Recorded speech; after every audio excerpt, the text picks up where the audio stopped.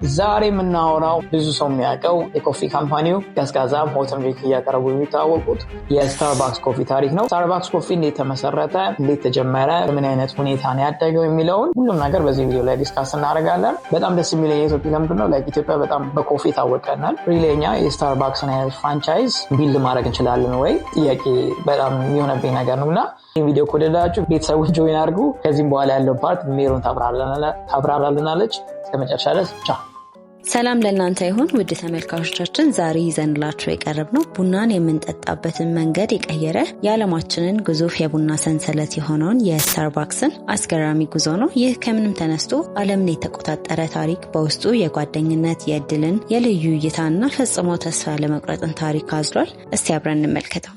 ታሪኩ የሚጀምረው በ1971 ዓ.ም ሲያትል ዋሽንግተን ውስጥ ነው። 3 የዩኒቨርሲቲ ጓደኛሞችና የአካዳሚክ ሰዎች ነበሩ። ጄሪ ባልድዊን፣ ጎርደን ቦከር እና ዜፍ ሲግል ናቸው። እነዚህ ሰዎች አንድ የጋራ ነገር ነበራቸው፣ ለቡናና ሻይ ጥራት ያለ የጠለቀ ፍቅር።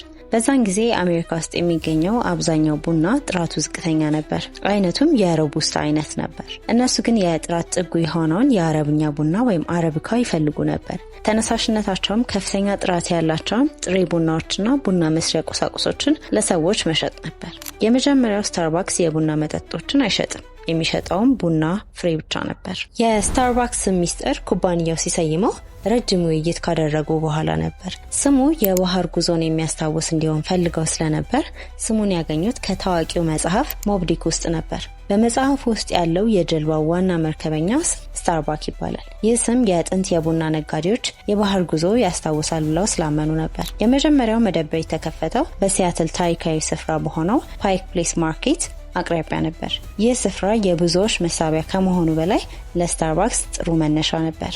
በ1982 ዓ.ም አንድ ወጣት የሽያጭ ስራ አስኪያጅ ሃዋርድ ሹልትዝ የተባለ ሰው የቡና ማብሰያ ቁሳቁስ ሻጭ ሆኖ ወደ ስታርባክስ መጣ።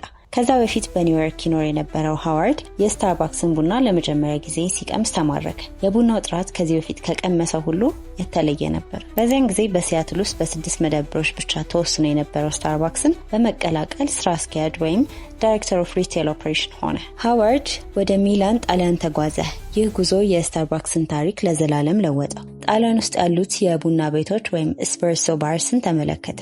እነዚህ ቦታዎች ሰዎች ቡና ለመጠጣት ብቻ ሳይሆን ለመገናኘት፣ ለመወያየትና የህብረተሰብ አካል ለመሆን የሚመጡባቸው ሞቅ ያለ ስፍራዎች ነበሩ። ቡና መጠጣት የየዕለት የህይወት ክፍል ነው። ሃዋርድ ከጣሊያን ሲመለስ እኛ ቡና ብቻ አንሸጥም፣ የቡና ልምድ ወይም ኮፊ ኤክስፒሪየንስ እንሽጥ የሚል ትልቅ ሀሳብ ይዞ መጣ። ስታርባክስ ሰዎች ተቀምጠው ላቴና ካፑቺኖ የሚጠጡበት ብቻ ሳይሆን የመጀመሪያ ቤትህና የስራ ቦታ ቀጥሎ ሶስተኛ ቦታ መሆን አለበት ብሎ አመነ። One of our colleagues coined a phrase a long time ago and said, "We're not in the business of filling bellies. We're in the business of filling souls." የመጀመሪያዎቹ መስራቾች ግን በሐሳቡ አልተስማሙም ነበር። እነሱ የቡና ፍሬዎች ጥራት በመጠበቅ ላይ ብቻ ማተኮር ስለሚፈልጉ መጠጦች መሸጣቸው ትኩረትን ይበትናል ብለው ያምናሉ። በዚህ አለመግባባት ምክንያት ሃዋርድ በ1985 ዓ.ም ከስታርባክስ ለቆ ወጣ። ግን ህልሙን አልጣለም። በራሱ ጥረትና ብድር በመጠበቅ ጣሊያናዊ የቡና ቤት አይነት የሆነውን ኤል ጆርናሌ የተባለ የራሱን ቤት ቡና ከፈተ።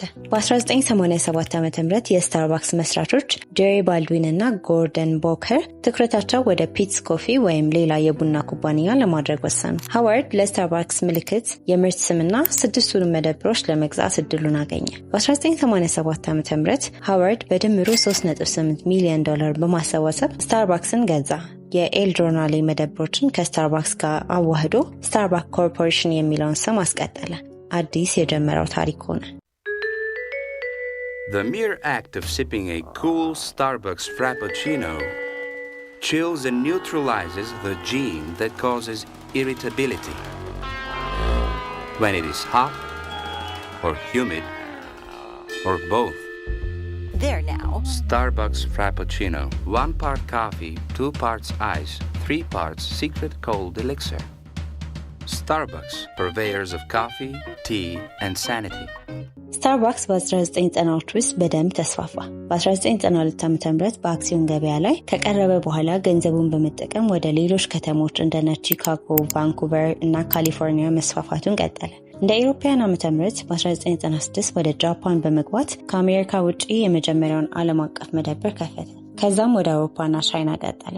የስታርባክስ ስኬት ቁልፍ ሰራተኞችን ወይም ፓርትነርስ በከፍተኛ አክብሮትና በልዩ ጥቅማ ጥቅም መያዝ ነበር። ይህም ታማኝነትና ጥሩ አገልግሎትን አስገኝቶለታል። ከ2007 እስከ 2008 ዓ.ም ኩባንያው ብዙ መደብሮችን በፍጥነት በመክፈቱና ትኩረቱን ከቡናው ጥራት በማውጣቱ ምክንያት ችግር ገጥሞት ነበር።